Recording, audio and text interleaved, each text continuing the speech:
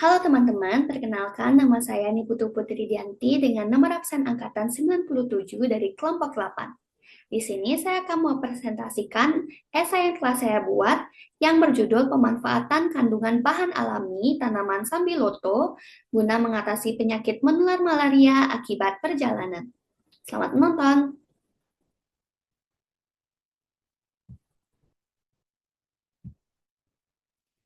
Yang pertama, saya akan menjelaskan mengenai penyakit malaria. Malaria merupakan penyakit menular yang sering menjadi masalah saat berlibur di daerah tropis. Hal ini mengakibatkan wisatawan yang sedang melakukan wisata di wilayah tropis akan memiliki risiko yang lebih tinggi untuk tertular malaria dibandingkan dengan wilayah yang beriklim lainnya. Malaria juga dikenal sebagai penyakit yang disebabkan oleh parasit darah Plasmodium dengan vektornya yaitu nyamuk Anopheles betina. Terdapat beberapa faktor yang dapat memengaruhi perkembangan vektor dan penularan penyakit malaria. Di antaranya, yang pertama yaitu faktor lingkungan. Faktor lingkungan mencakup iklim, curah hujan, dan juga kelembapan yang berpotensi untuk mendukung perkembangbiakan dari vektor penularan penyakit malaria. Yang kedua yaitu faktor masyarakat juga memengaruhi penularan penyakit, yang nantinya akan berkaitan erat dengan faktor kebersihan. Tidak dapat dipungkiri bahwa masyarakat kita masih sangat acuh terhadap menjaga kebersihan dan juga menjaga lingkungan sekitar. Selanjutnya itu ada daerah rawan penularan malaria.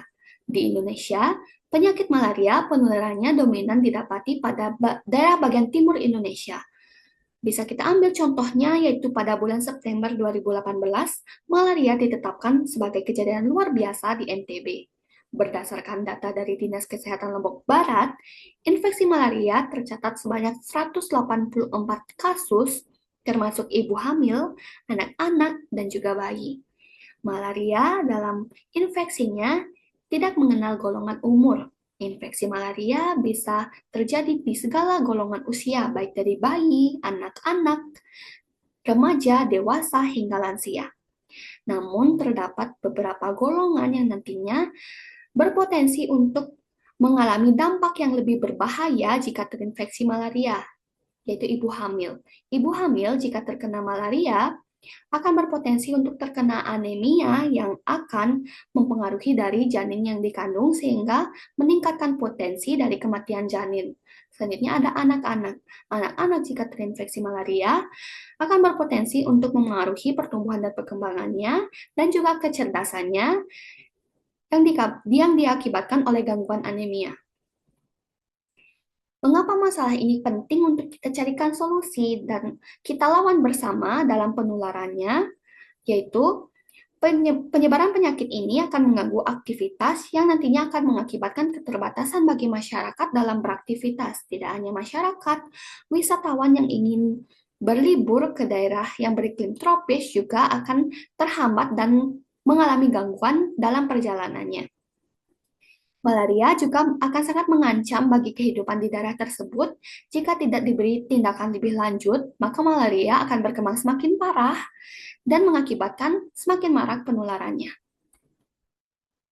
Solusi yang dapat dilakukan dalam melawan malaria yang pertama yaitu pemberian edukasi, yang kedua yaitu pengobatan malaria menurut kebijakan nasional mengenai pengendalian malaria yaitu dengan pemberian antihistamine based combination therapy atau ACT.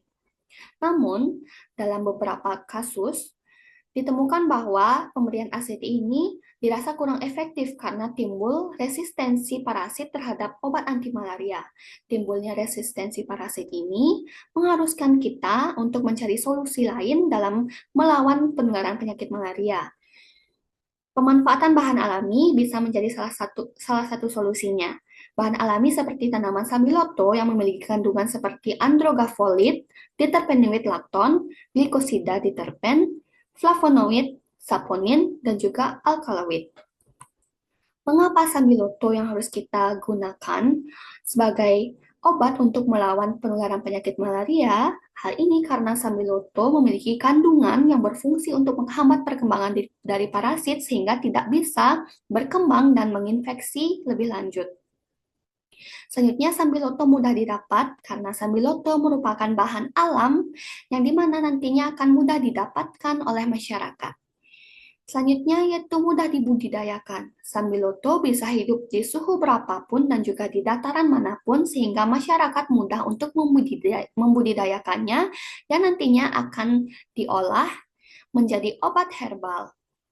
Selanjutnya yaitu mudah untuk diolah. Tanaman sambiloto bisa direbus secara langsung yang nantinya akan diminum air rebusannya ataupun bisa dikembangkan dengan inovasi-inovasi baru sebagai ekstrak ataupun obat-obatan yang tidak akan menimbulkan efek samping pada masyarakat dan juga pada pengonsumsinya yang nantinya bisa dijadikan solusi jangka panjang terhadap penularan penyakit malaria. Berikut merupakan referensi yang saya gunakan.